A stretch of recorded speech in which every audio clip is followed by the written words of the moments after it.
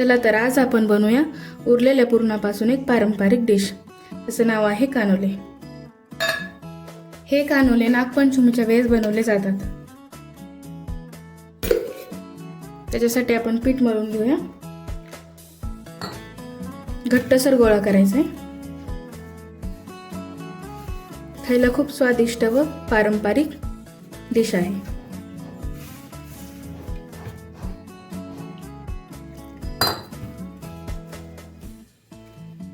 तर आपला उंडा मळून झालेला आहे. त्याला थोडंसं तेल लावून घ्या. आता आपण एका साईडला पाणी ह्याच्यासाठी उकळायला ठेवूया. आता आपण एका साईडला पाणी उकळत ठेवूया, म्हणजे आपले कानोले करूपर्यंत पाणी उकळून जाईल.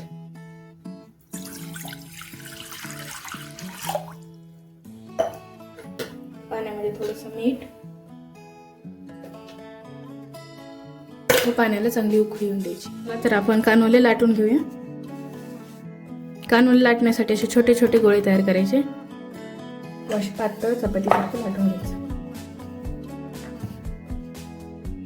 कानोले ही एक पारंपरिक डिश आहे जी नागपंचमीच्या वेळेस बनवली जाते.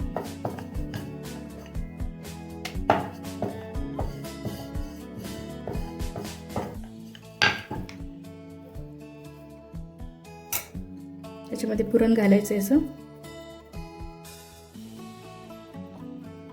असं फोल्ड करायचं. आपण बॉक्स जसं तयार करतो ना सेम तसं.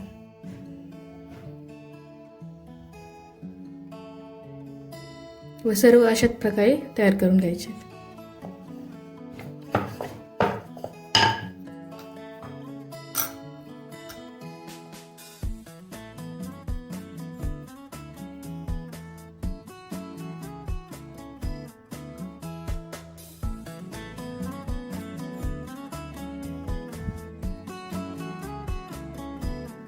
तर पूर्ण तयार करून झालेलं आहे आपलं.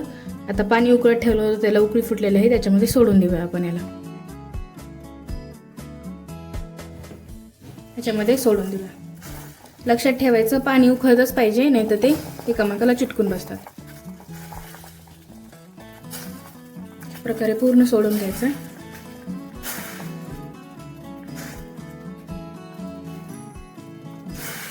पारंपरिक व खायला खूप टेस्टी असा पदार्थ आहे.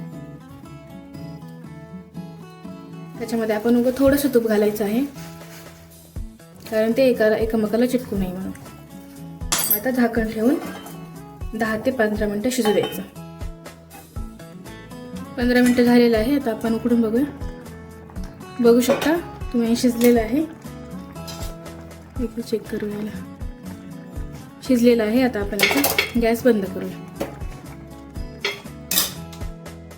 असंच 2 मिनिटं झाकून ठेवूया. काढूया. खूप छान शिजलेलं आहे.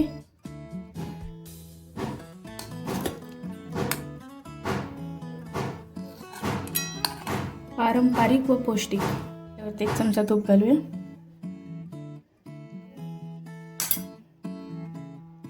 व थोडंसं दूध. तर तयार आहे आपली पारंपरिक डिश, हेल्दी व टेस्टी. तुमच्या इकडे हा पदार्थ बनवता की नाही कमेंट करून नक्की सांगा.